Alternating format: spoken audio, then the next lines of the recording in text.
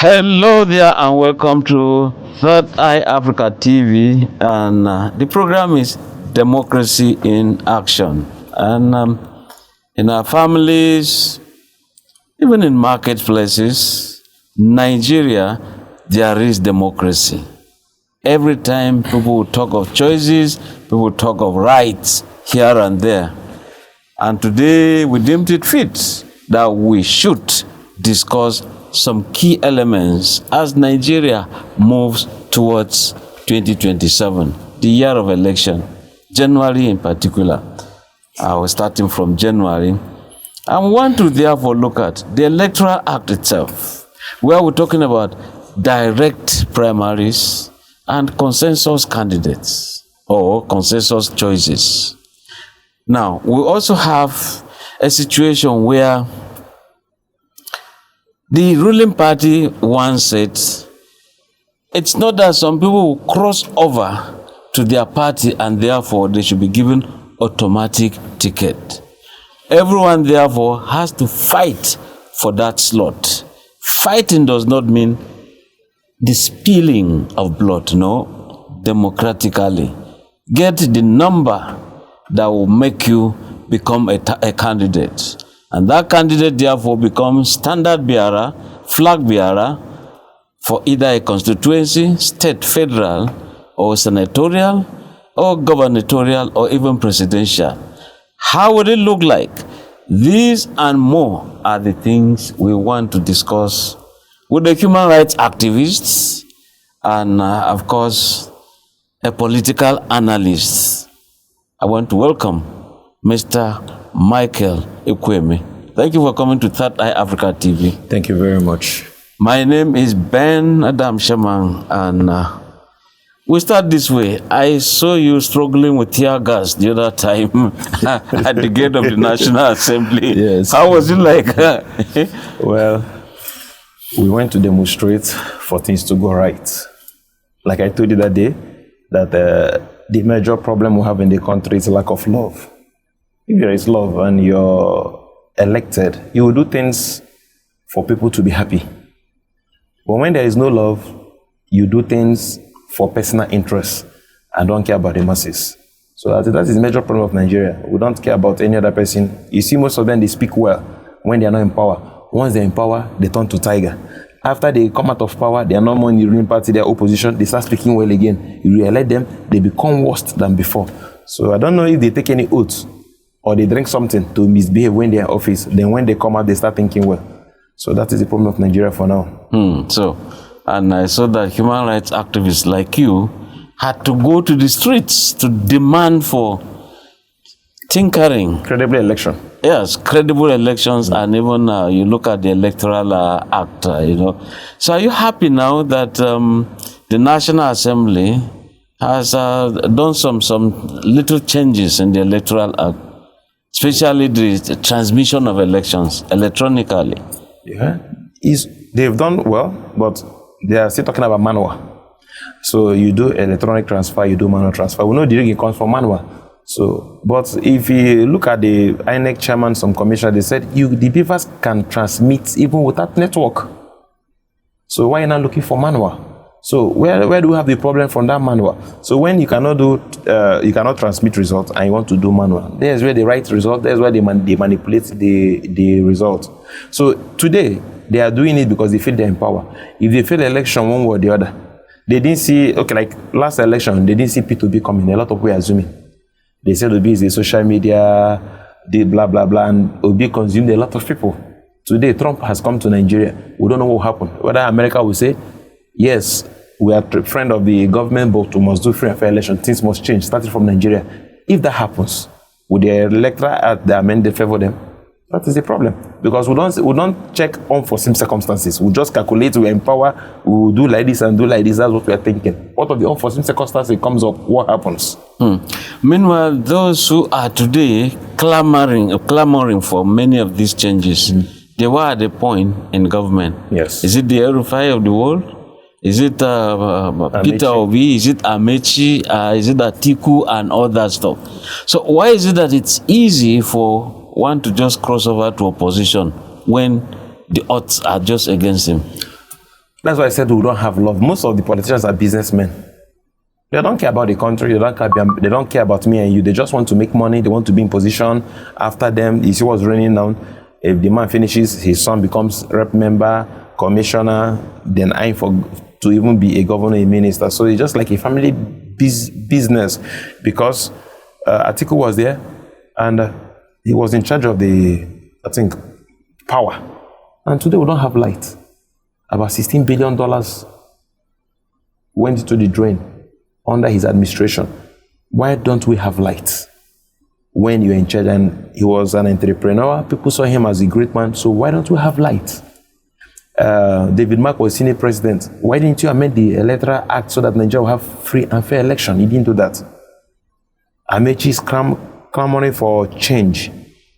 We saw what happened between, I think, Wike's first or second tenure, where they used both army and everything to make sure they bulldoze Wike out to take the seats of River State, because he was the minister for transport.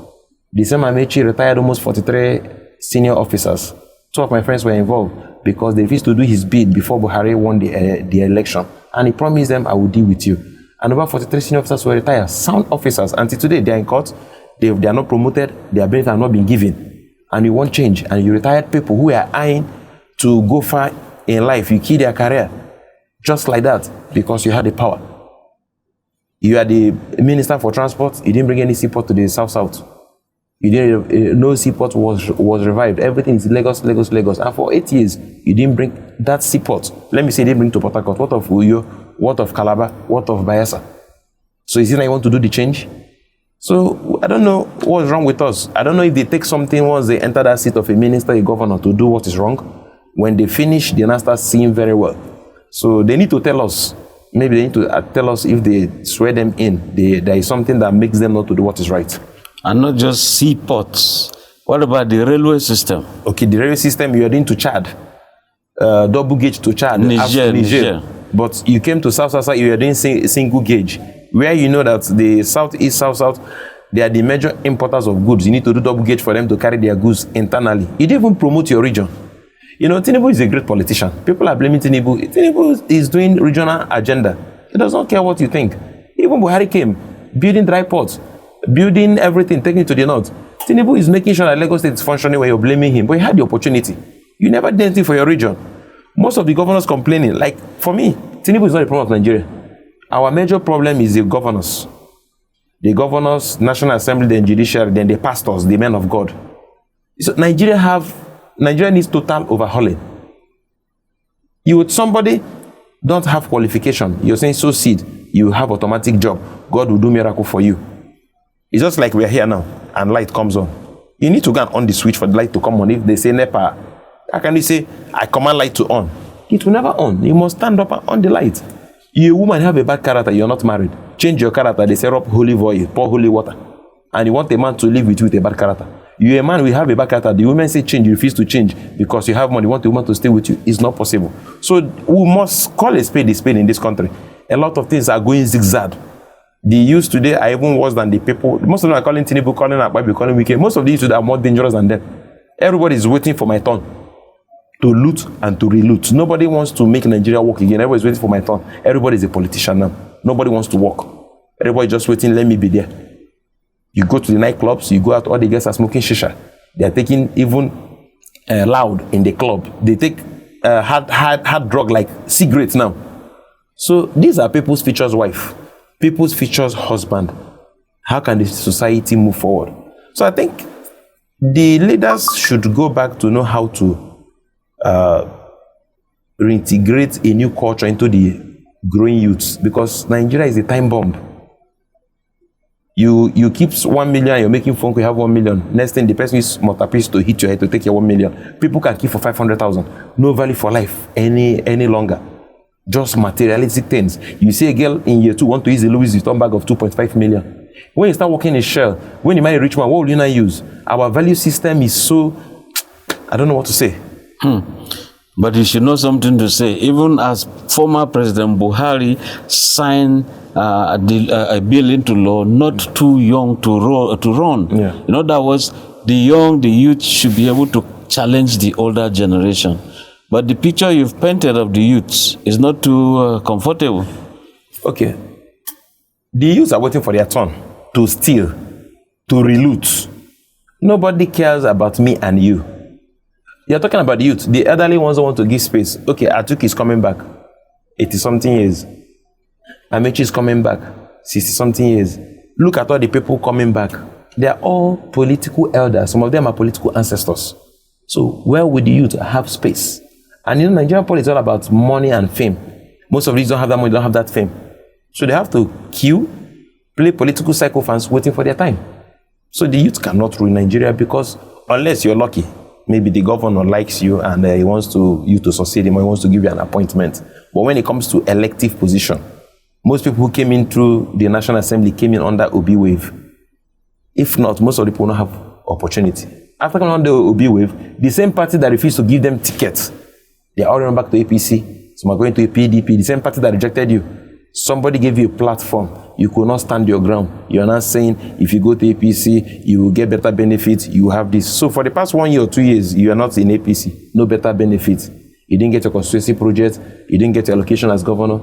We don't have integrity in the country. That is the problem. No integrity. And wherever we don't have integrity, nothing can work. A Nigerian man believes, every Nigerian man believes, as far as I'm benefiting, every other person can die. And once you have that mentality, not to work. So the youths are waiting for their turn. Not to make Nigeria work, but to buy private jets, buy house in Maitama, go abroad on vacation, buy a Ferrari car. Nobody cares about anybody. Go to the hospital, people are dying for 2,000, 1,000 naira. If a pint of blood is 22,000 and you have 20,000, and they say, please get blood in the next 20 minutes, person will die. I put it to you that you'll be begging for 2,000 in that hospital, nobody will give to you. The person will die for 2,000 naira. It's so pathetic. I come from Enugu State. My local government is Ezeago. I'm from Olo. There is no one doctor in the whole of the local government in Ezeago. I have been shouting. I've spoken to the governor, senators, National Assembly, local government chairman. No one doctor. When I mean not visiting, no one doctor. Are we saying that in that local government, students, indigenous have not gone to read medicine or something? I don't know. What I know is that we have health centers, health cares, but no doctor. And some of the health cares, you come, you see one nurse. Some of them are locked down. I have videos of some locked down. In Christmas period, festive period, health centers were shut down. No nurse, no doctor. I have another one, a cottage hospital. Only one nurse. I interviewed her and she said, I'm the only one here. I said, so how do you deliver a baby? She said she will do her best. How do you, nobody helps her. Only one nurse in a cottage hospital. I have the video. One would have thought that Peter Mba is doing so well in Enugu.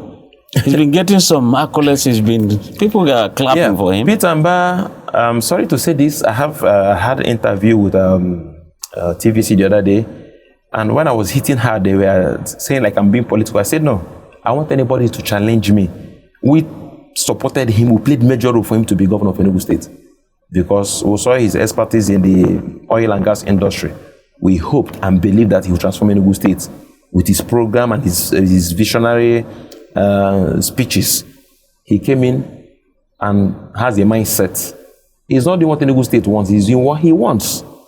I put it to, I say my local government, I have 5 health centers in Olo town, no doctor.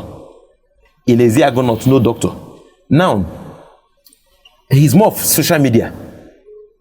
He will come, he wants to do this social media. Most of the things is on social media hype. The state is bleeding. He promised a state of 180 days, he's going to give us water. Today, people are buying tank of water 45,000, 40,000. There's no water in Enugu State. Till today, people are buying water. Go and check. But I spent some 3-4 days in Enugu around September. Okay. I could see road networks. I could see security apparatus. Streets have been monitored here and there. You have one of the modern bus stops. What is it now? Jesus Center or something? Okay. Let me come. I will have one after the other.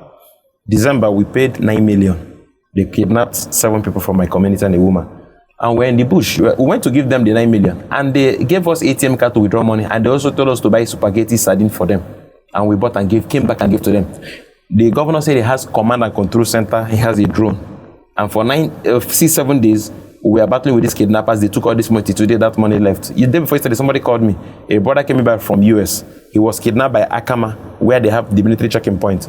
and he paid 25 million 3 days back.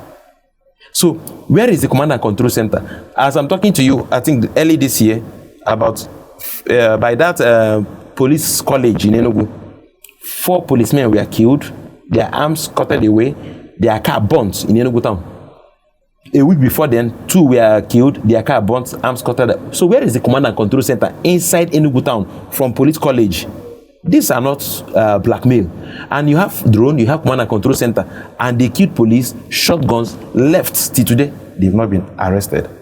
Now you come to the terminals, go to the terminals, beautiful terminals, wonderfully built, but nobody's inside.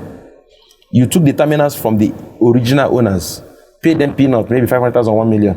And after rebuilding the bus stop, you're telling to pay 15 million for their slot or 20 million. Who is going to pay that? You rub it out to people. You're tasking the whole states. Enugu states on the tax in Enugu states covers the 5 eastern states. Their tax put together. You're not producing anything and you're tasking the people. So everything about Peter Mbah government is profit-oriented. Presidential Hotel was rehabilitated. I'm hearing the list room is about 180 to 200,000, the list room in a civil servant state. Who is going to go and stay there? You renovated Nike Lake Hotel, leased it out to Landmark for 32 years. 32 years means the governor is about 52 or 53 now. So he's going to be 80 something when that lease will expire. So if people are doing well or not, they will stay there for 32 years. Enugu Airport has been concessioned. They let them tell us the people that took the contract. So everything revolves around him. I put it to you that the speaker of Enugu State and the commissioners, none of their subordinates has bought a bicycle. None has bought a bicycle. Why? Because after your salary, you can't sign anything, you can't do anything. The governor does everything. Let anybody come out to say, I work with this commissioner and I bought a keke bus. Nobody will tell you in the state, I'm not saying 1 or 2, no commissioner, no aide to commissioner who had bought keke bus. No aide to state assembly member has bought motorcycle under Peter Mbah for 2 years plus. They are mining coal in my community, close to my community, in my local government. And the mining, we've not seen this kind of mining before. These 60-ton trucks leave 20, 30 every day. We started shouting, they started moving at night. Host communities, no borehole has been sunk. No hospital has been built. The water has been polluted by coal miners.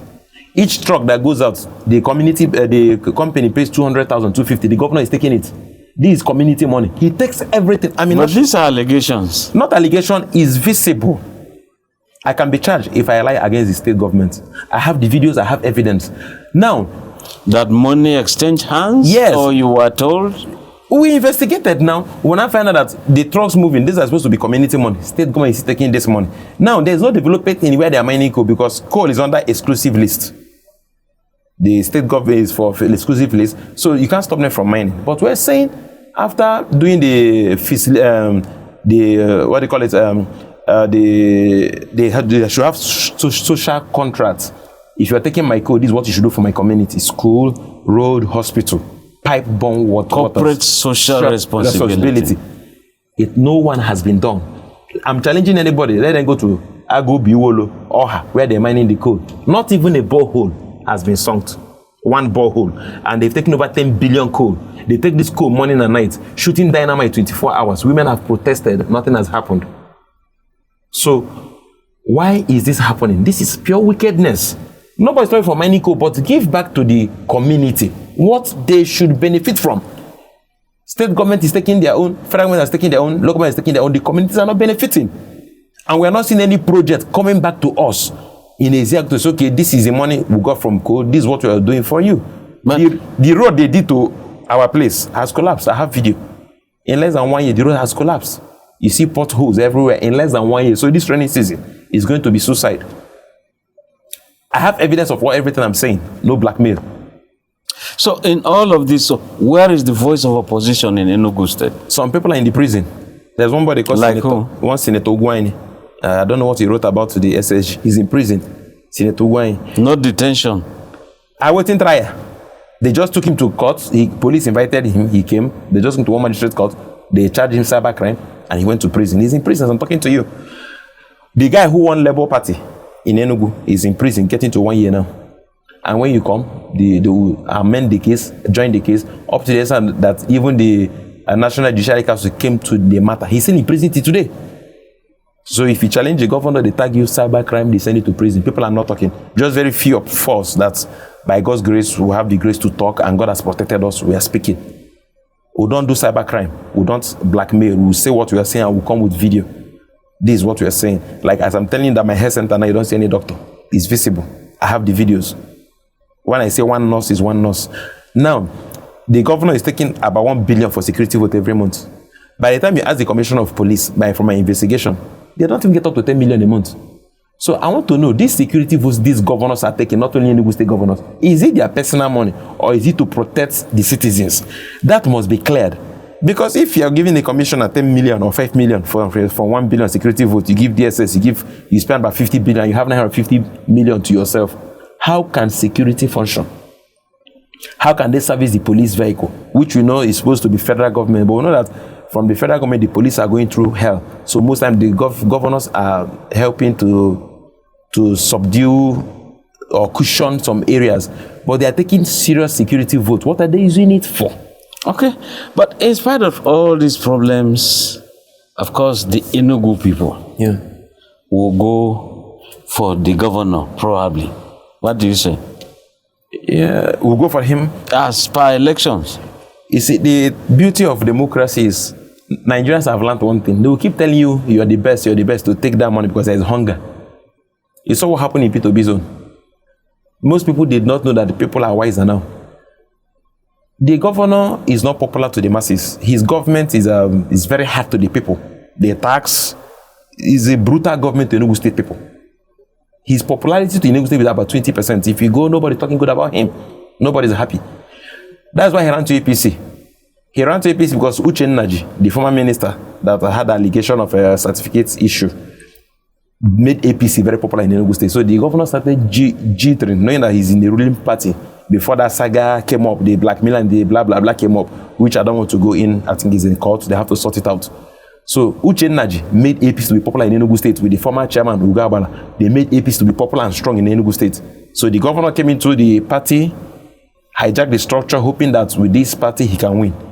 But even Tinubu, I think the president also should be careful. Some people are political liabilities coming to APC.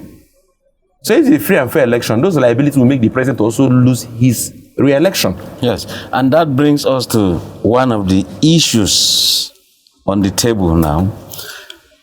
The ruling party is saying the fact that you've just simply crossed over to APC. By the way, former governor of Edo State, Senator Adams Oshomole, was saying, whoever crosses over to APC has his sins forgiven. APC is also saying, look, whenever you're crossing over to APC, we want to know the political value you've brought. Yeah. We want to know your electability, your clout. Yeah. Outside that, there is no automatic ticket. Well, so how do you situate this? If that is true, it means a lot of people will not go back. But I also heard that most of them had the agreement that for us to come APC, you give us automatic tickets. That was the condition of the campaign. So I don't know if APC will give their word and take it back. So if a governor crosses over, he has an automatic or ticket? the member, national assembly member, that was what we heard, that was their agreement of joining APC, that they will have automatic tickets. So if APC is coming to change their mind, looking at the tempo of the politics, looking for credible people, popular candidates, it's going to be nice. And I promise you that a lot of governors, a lot of national assembly senators will not go back, will not get the ticket if it is fair and fair. So, but we are waiting for them. It's an internal something. So if they are going to do that, it's their problem. We're going to watch to see if it is true or not. But most people who enter the APC are political liabilities. They will make APC have more problem.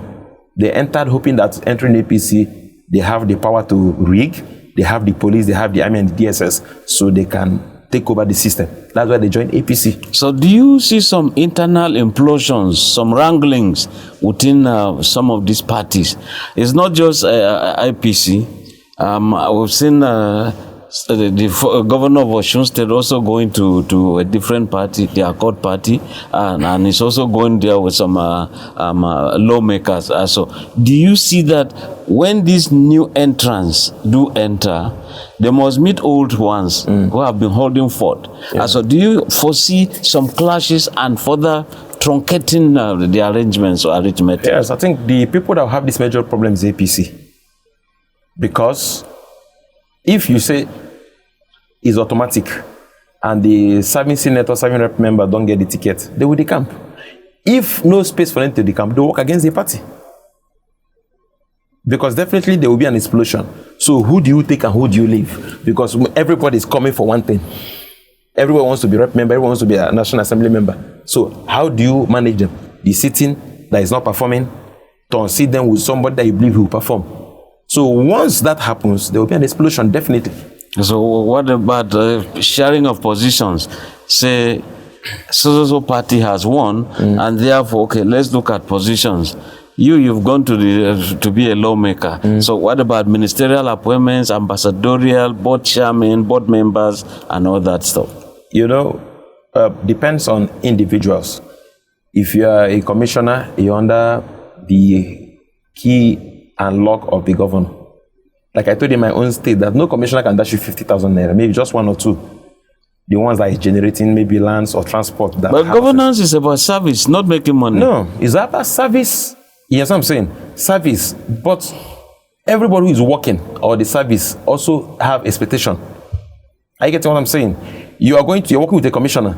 You need to pay school fees for your children. You need to buy a house. You need to buy a land. Nobody says you should go and loot. There should be avenue for people to succeed. I get what I'm saying. Like the former governor of Enugu State was chief of staff. He was commissioner for finance.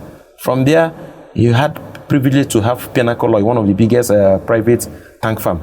If they did not give him free hand, he wouldn't have gone to the level he has gotten today. Nobody says you should go and loot government money. But a commissioner should be able to approve job of 2 million or 3 million. But it does not happen like in Enugu State. Everything goes to the office of the governor. So you're working with a commissioner, your wife is sick. As a PA, you can't even pay 50,000 naira. And your wife or your child dies for 50,000 naira. Will you be happy? So then where is the money going to? 2 or 3 people are muzzling the whole money in the state, doing the way they wish, believing they know how to spend the money. I just heard the governor bought another flight, another plane. He's playing the problem of Enugu State people. Well, he bought for private use or he bought for the people of Enugu? He bought for the people of Enugu. They say it's EKWUEINE. Now, the lease jet should be about $10 million, which is about 15 billion. How many jobs can you create? The pilot must not be from Enugu, because it's only when you have a sound pilot from Enugu that you fly the plane. The aeronautic engineer must not be from Enugu. So the only people you can employ is the people working in the counter and the air hostess. So you're creating job of maybe 100, 200 persons and you're spending 15 billion. When you have other moribund industries like Havop, Oekashu Premier, where you can create 1,000 job plus, with putting 10 billion can revive 3 or 4 dead industries in Enugu State. I used to buy one plane. And you know that fund is not even fair to the airliners, tax and the rest of them. So how do you recover the money? How many years? And what kind of job can you create? So it's an elephant project that will not benefit the masses. How many average people can pay flight tickets, 150,000, 200,000 to travel, when minimum wage is 70,000, and some are yet to implement? So you do bogus job that will not benefit the masses. That money could have, I suggested to the governor to buy 100 trucks of water tankers, Enugu State Water. You see him one-on-one or via social media? Through social media, they see what we are saying. If you buy these tankers, instead of the other ones, 40,000, Enugu State Water, subsidy for the masses, 10,000, 15,000. It will help. Than this airline. We have Entraco. He has not bought one bus for Entraco, for the poor masses to enjoy traveling interstate, and you're buying plane up to 6, and you cannot, the old transport system, Entraco, has not been revived for the poor masses. So his governance is is an oligarchy government for the elites. Most of his policy for elites, not for the poor masses. The poor masses are really crying. The tax level, they are taxing everybody. Both mortuary attendant, everybody is paying tax in Enugu, paying through their nose, through their both land tax, everything. He just set up a reform tax committee because the election has come. He wants to be re-elected, so he knows that the tax will be a problem to him. So he has set up committee to review the tax. So if you come back again, the tax comes back. But tax could just fall under the way the federal government is coming. You no longer see all these market commissions, some people putting irons and planks with nails to block people. Those are the ones on the highway. Yes. Federal government is having a policy, it's for them. But even if there is tax policy for federal government cannot take away state tax policy. So it's going to be double taxation. Federal government is taking their own, state is taking their own, local government is taking their own. And that's why it's supposed to be one-stop thing.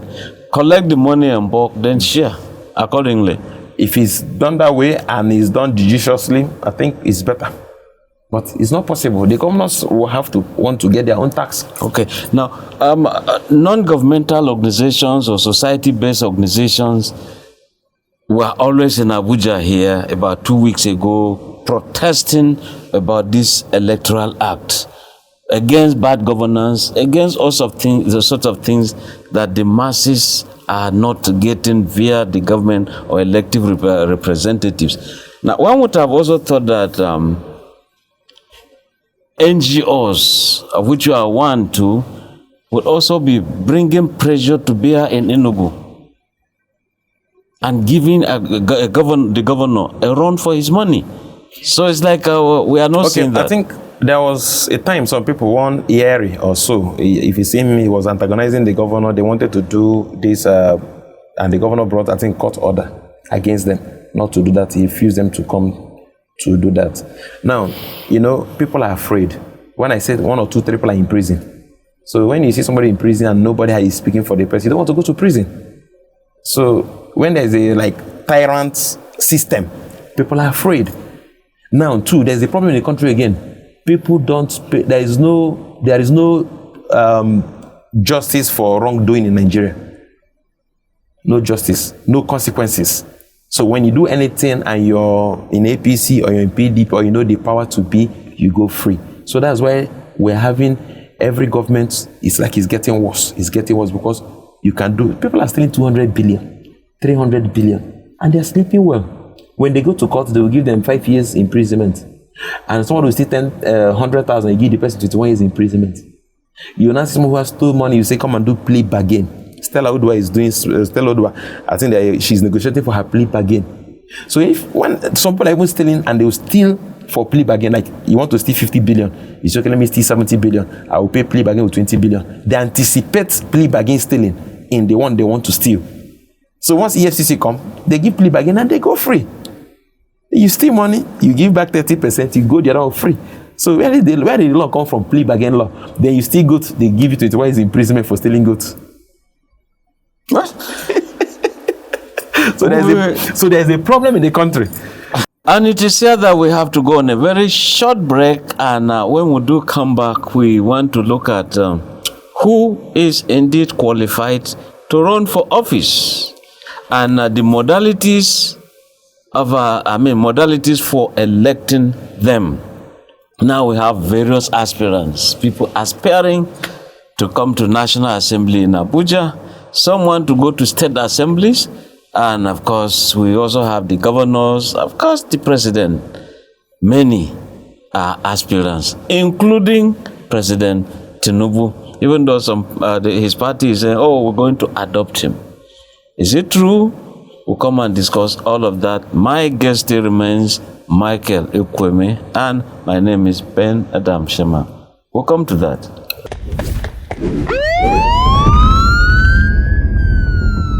Each week, one program.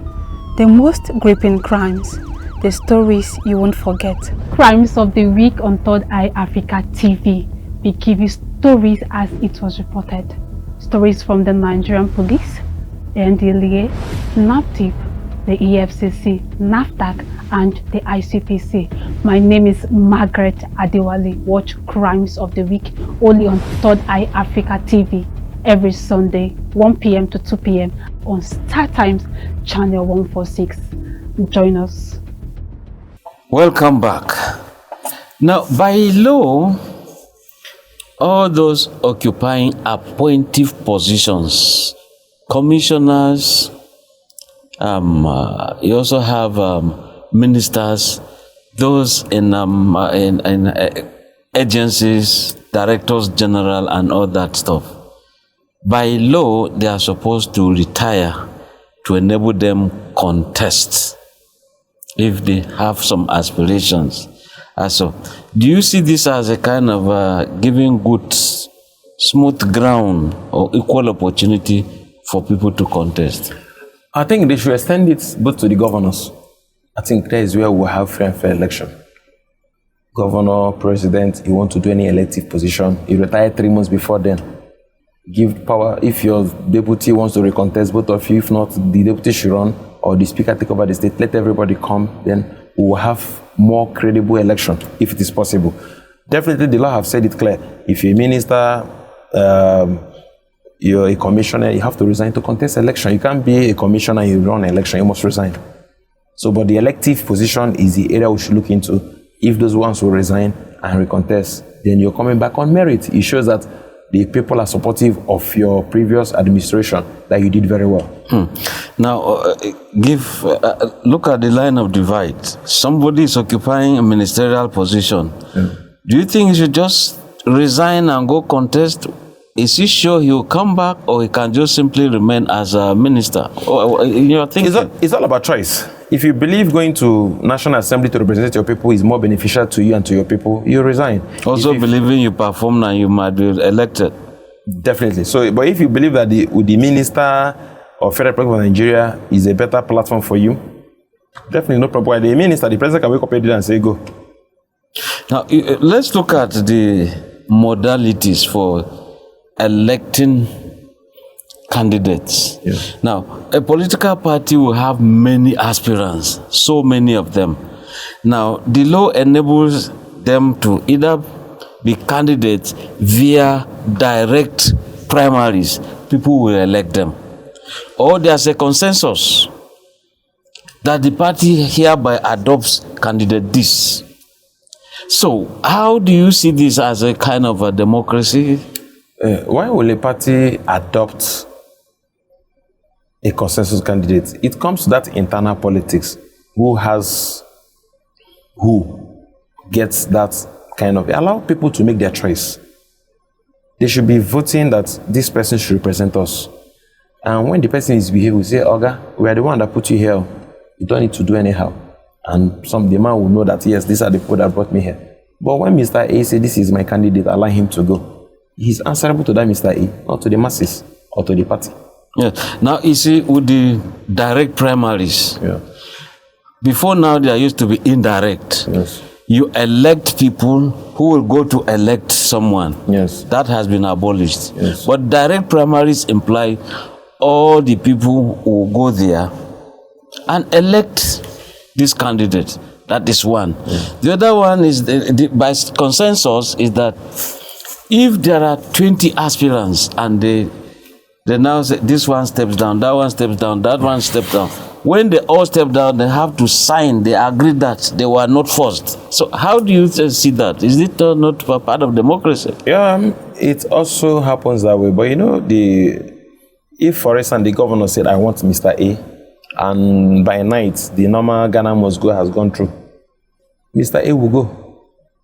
Unless Mr. A is individual, someone that has that capacity to withstand that position, will go through.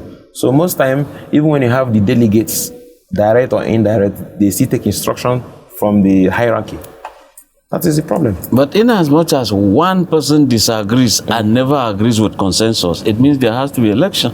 Okay, one person. Yes. If you are 20, yes, every other person stepped down, and of course, one person refuses to step down against such a perceived person so said to be a consensus candidate. I mean, it becomes a nullity. Okay, then if 18 steps down and two people say no, it means if they go for the election, the other 18 will still vote against the other person still, because it means that before now they have a mindset, this is who we want. So if you say go to do free and fair election, the same 18 people will still vote against that same person that refused to step down. So do you foresee, therefore, that there's going to be another implosion? Some people will feel they were forced to step down. Definitely, it will come to pass. Definitely. If it is fair and fair, we'll say Nigeria is growing well. But definitely, governors have their candidate already in mind. Who they want to go for rep, who they want to go to Senate. They have their own candidates. So, but for the candidate to escape, you must be dogged, you must have the financial muscle, you must be on ground to be able to break that governor's gene. If not, local government, they have their own stakeholders, have who they want to replace them. So what if you have, or there is an unpopular governor, a senator or a former minister is now coming with power, or they change? There's going to be a change. Something else, something new will come up. So in that particular area, the governor cannot muzzle, because the governor cannot be everywhere. So in some certain area where you have some powerful individuals, they will take the seat. Now, looking at it differently, where is the position of women in this arena, or in this kind of a setup?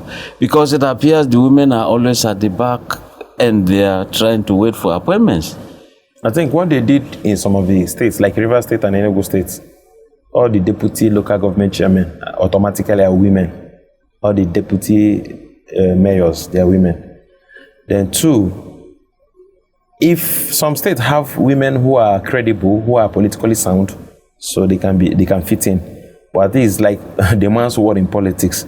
But unless they will pass a law that each state must bring 35% or 25% of women compulsory. So if there is a law being passed, then it will favor the women that whatever you're doing, we must have 35% in each state. And that's why the National Assembly and some other politicians are clamoring. The women folk, they're clamoring for special seats for women at the National Assembly. You think it's good omen for them? They can say, like, in a state, if you have 12 National Assembly, we can say automatic women must come 3. Each state must produce 3 women, 1 senator. Each state must produce 3 women, 1 senator. It becomes a law. So if you're giving ticket to 2 senators as men, you must give a woman. Okay. So what, every state has 3 senators. Yes. What about saying, okay, we're going to rotate? Every state must must produce by appointment, by agreement. Okay, this geopolitical zone produce this woman. Next dispensation, it does not matter if again there's a different woman who contested somewhere and won. Also, can't we see that? Can't we do that by way of trying to manage? But at times, National Assembly, you can go 2, 3, 4 times depending on your performance. So let there be a law that 1 senator must be a female, because if you do that rotational aspect, yes, it's okay. What if this man is performing? Like some senators are there for 4, 5, 6 years. What happens? Do you need to tell the man that is performing or that have the muscle or capacity not to go? Or unless they also change the law. Maximum 3 years or maximum 2 years. So we now add maybe 2 senators per state again. I mean, we have the shock absorbers financially in this country. Do you think so? We have the money to take care of all of this. I don't understand what you mean there. I mean, if we were to have, as it is, 3 senators in a state, now we are saying let there be 2 more women. 1 or 2. 1 or 2. No, just let's say a female senator must come from a state, and National Assembly, if they are 9, 2 must come. So if you do that way, then the state will now know how to do their zoning pattern. Then you go to the state assembly, go to House of Reps. The House of Assembly, if you're 30-something, 8 or 6 must be women. So it's a state problem, but there is a law that 6 must come. So when they are doing, the party should know how to select their people. But the law says this assembly cannot hold. It is not complete if the women are not 8 in the state of assembly. Then it will start functioning very well. So every woman will start working hard from their own constituencies.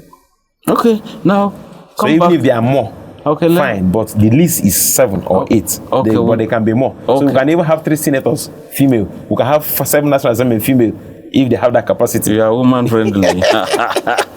But the list should be like this. No, but it's true. All of us all came out from the women. They are our mothers, so they should give them that. Ngozi Okwinjo is pulling weight. Dora Akunye did very well in NAFDAC. So some of them have done very well. Margaret Thatcher of the Great Britain, they all did well. So I think some women have that capacity. Natasha is doing very great. So they are all doing, some people have that credibility. Yes, they are doing very well. So we think they should be given more opportunities. Okay, now let's come to INEC itself. By your own assessment, is INEC ready to conduct this election? You see, the problem is Nigeria should change a system whereby the president or the presidency should not appoint INEC chairman. If INEC chairman should come based on either votes or by, let me say, consensus candidate, like they say National Assembly should vote, State Assembly should, governor should vote who is to be INEC chairman. When you come in there, you know you're independent. But once the president appoints you, he will do his bidding. That's the truth. So INEC can never be independent or can never give you 100% election since appointed by the ruling party. So once you have relationship with the man and you know how to play your game, definitely you get your result. Now, by the come next year, elections that would have taken place, say February, they've now brought it to January. I mean, do you think that's, that's why I said we don't have love. We see these politics as they do at that affair. I must be there. If I'm not there, nothing works. You manipulate the laws, the system to suit you. And if by peradventure you don't come in there, you'll be the one crying tomorrow, saying, things are not working well. Nigeria, I don't want to talk about Nigeria again because it's just like after talking, you're even the enemy of the elites. You become the enemy of the society. Even the masses you're speaking for. Some of them that is hoping to get something from one Mr. A, Mr. B, even see as somebody is coming to talk. Nonsense. So there is a lot of political sacrifice in the system. There is a lot of people not being dependent on themselves. People don't believe in themselves again in Nigeria. People don't believe in themselves. You hardly see people who have integrity to stand and say, this is what I believe in. We can have a meeting now. We're going to do this tomorrow. In the next 10 minutes, once someone gets phone call or little money, he changes. So people don't believe in themselves again. Everything's all about money, fame.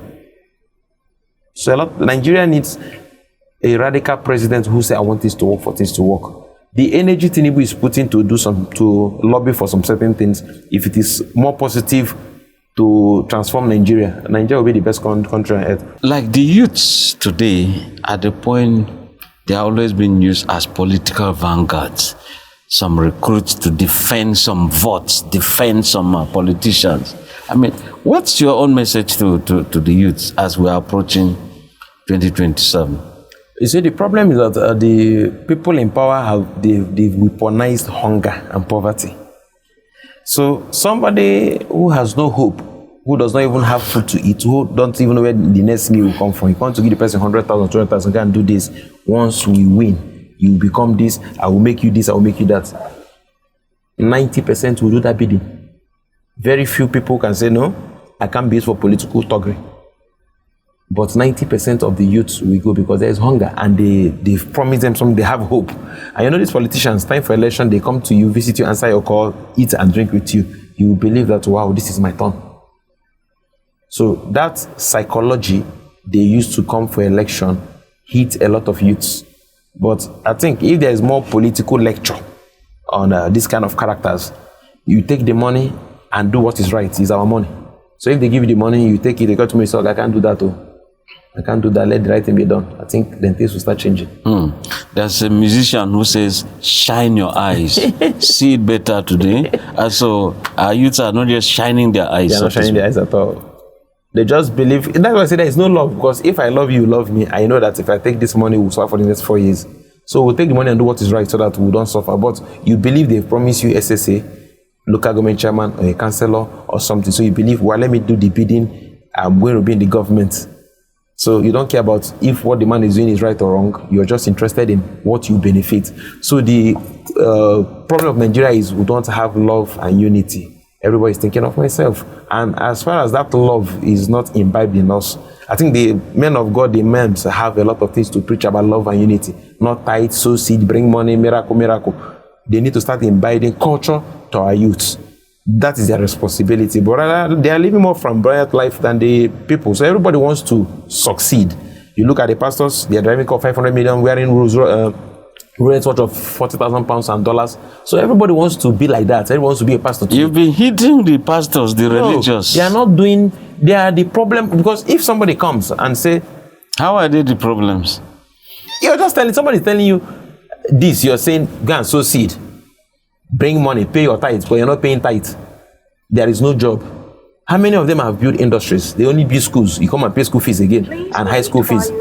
So if they start paying, building industries, employing people start getting responsible after working, going to school, you are employed by this industry, by a pastor. It's going to be nice.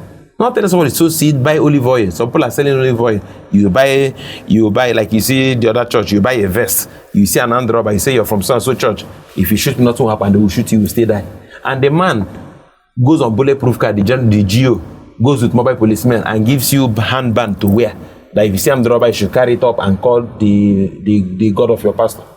And they will still kidnap you. So a lot of things are wrong in the country. Everybody is acting drama in his own circle. Now you have come so harsh on the political class. You have gone harsh on the religious. So to you now, the politician and the clergy, I mean, who do you trust? Now, see the problem. A politician comes to church and donates 50 million to support a church building. And his salary is 1 million. Did you ask him, how did you get this money? You are encouraging him to go and steal more. That once you sow you pay to God, God will bless you and God will forgive your sins. Somebody know this man is a senator or a councillor or even a governor. His salary is 3 million and he's giving 100 million. And you are sure it's just about Christianity alone? A lot of things may be involved. But the bone of contention, you're taking this money without asking them, where did you get this money from? Without asking them, sir, we don't have hospitals. Because if the men of God, this man can give 1 billion, that means they believe in you. They believe in your prayers. So why don't you be the international hospital? Why don't we do this? If they speak positive to the men, to the politician, I think they will improve. But once you bring that money, they pray for you, say second tenor is already okay, not up to you and your family. And you look at the man's child, he's driving a car of 400 million, 500 million. This is public fund. And you're not telling the man what your son is doing is not good. Even if he has that money, why don't you even hide it? We celebrate everything and we put the Bible where to suit what we are doing. You see a woman that is not doing well, instead of telling the woman, don't do this, do like this, they even create more problem in families. So I think I have spoken the little I know. Nigeria needs total rehabilitation and we need to imbibe love to ourselves for things to go well. But don't you think Christendom can come also harsh on you for being so much a critic? I'm not criticizing. What I'm saying is practical. If you're coming close on me, you're sowing seed for the past 6 years, you're still where you are. Go to Germany. They don't pray too much, and the economy is growing well. We are wearing a watch for people who are thinking. You're staying in an environment where you have malaria, and they are giving you olive oil to go and treat me. You know that you're staying in a slump. If you have mosquito bite, you must have malaria. Instead of going to buy medicine, you are going to take drink water and salt. They say go for surgery. You say want to deliver like Hebrew women. Go to Hebrew today. 80% of their women deliver through CS, but you want to deliver like a Hebrew woman. The doctor is telling you, science is telling you that you will die, and most of them die. Who are you going to blame? So they have turned Bible and religion into a money-making machine, and they've turned it upside down. They are not doing the will of God, because God created medicine. God gave us doctors, not to rub olive oil. It's only when you've done what science can do, like some terminal ailment, they say you will die so and so time. You will not say, God, you are God. And if you don't die, you give testimony because God is God. Because man has said you will die, but God said you will not die. Not when you have headache or you have a lump. They say this lump, if you don't cut it off, it will become cancerous. And you start running olive oil. And after 6 years or 4, it becomes cancerous. Who are you going to blame? The man who deceived you should be blamed. Because they are using the name of God to do things in the wrong way. Go to America. Go to all these developed countries. The Chinese, they are Buddhists. Indians are Shrutis. Indians are Hindus. Japanese are Shrutis. There is technology. They don't pray too much because the leaders are doing what is right. They believe in God, but they use their technology to help humanity. You don't see churches where people are praying too much. Because if there is a lot of jobs, how many shelf staffs are praying too much? How many people in National Assembly have good job are praying? Praying is good, but because they weaponize poverty, they see everything as miracle. Until this stops, Nigeria cannot move forward. And it is here that we have to end this edition of Democracy in Action. And It came to you on the platform of Third Eye Africa TV. My name is Ben Adam Shamang, and our guest has been Mr. Michael EKWUEINE. Yeah. I want to thank you for coming to Third Eye Africa TV. Thank you very much. And we say proudly Nigeria. Thank you very much. Thank you. Yeah. Thank you. Thank you, sir.